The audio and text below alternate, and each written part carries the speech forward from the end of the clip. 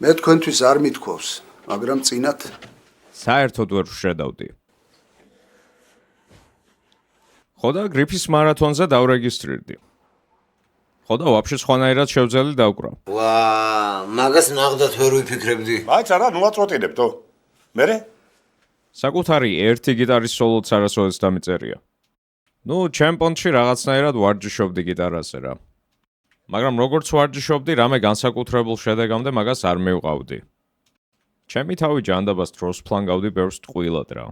საკუთარი სოლო ოდესმე დაგიწერია. ცდილობდი რაღაცას პენტატონიკით. რაღაცა გამომდიოდა.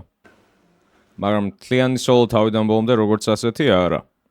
ხოდა თურმე არსებობს ასეთი რაღაცა გრიფის მარათონი. მე სულ YouTube-დან ვსწავლობდი. მაინც ვჯიუტობდი რა, ჩემი თვიზა მთქობარემ. ერთი ძველი უბნელი მყავდა გოჩა. გლდანელი. თავისით ჩაუჯდა და YouTube-დან Crazy Train-ის დაკვრა დაამუღამა.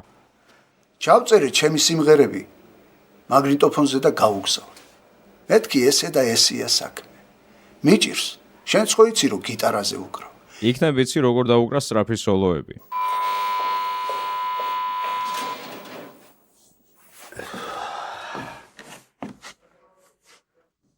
დამირეკა.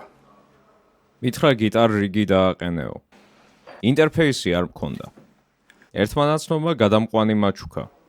მეთქი გიტარას გავაჟღერებ თქო. Latency ქონდა ისეთი. ერთი რიფიც ვერ ჩავწერე. ეგ კი არა, სტამბის ვალიც დამედო. ჩავრთე Google Chrome-ი, გადავედი YouTube-ზე, ზებნაში ჩავწერე გიტარ. გაწერილი სისტემა არაა, მაგრამ ერთ არპეჯიოს ხო ვისწავლი.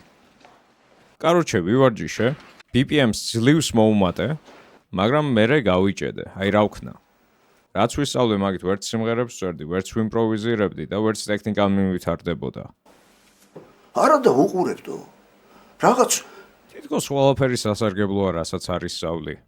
ეთყობა რაღაცა თეორიული ცოდნა დამაკლდა. რამე სხვა YouTube ვიდეო მჭირდებოდა ალბათ მაგისმაგივრად. მუსიკას ვერ ვწერდი. გიტარ პროცადე? მერე მან რა უნდა მექნა. რა უნდა გექნა დაწერ რიფებს შესვამ სტრუქტურაში გამოდის ვეშები. კარგი რა კოშკა, მე რისი დამწერები იყავ. მერე? მე ავდექი და წამოვედი. გადავდივარ YouTube ვიდეოდან YouTube ვიდეოზე. შიერ მწყურვალი.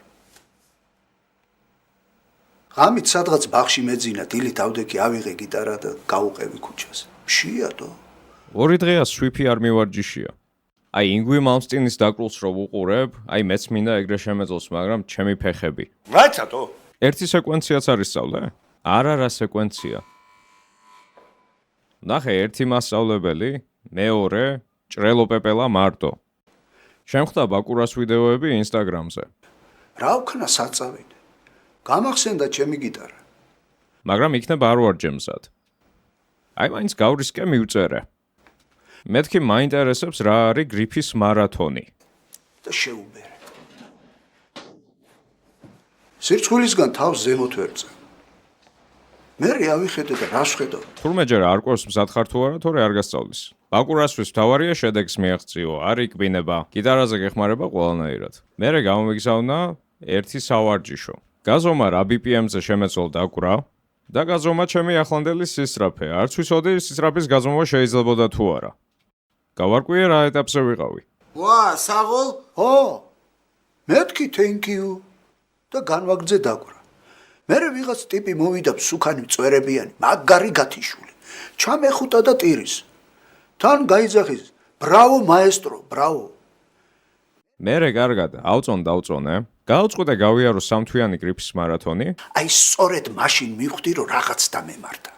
სამთვიანი ვარჯიშის მერე სხვანაირი გავხდი. ნახე? ხო რა. მერე? გრიფის მარათონის მერე საკუთარ სოლოებს წერ. ზუსტად ვიცი როგორ ვივარჯიშო. ურევ ერთმანეთში ერთ სეკვენციას, მეორეს, გაცილებით უფრო სწრაფად ვუკრავ და ნებისმიერ გასაღებში შემიძლია იმპროვიზაცია. კაროჩე.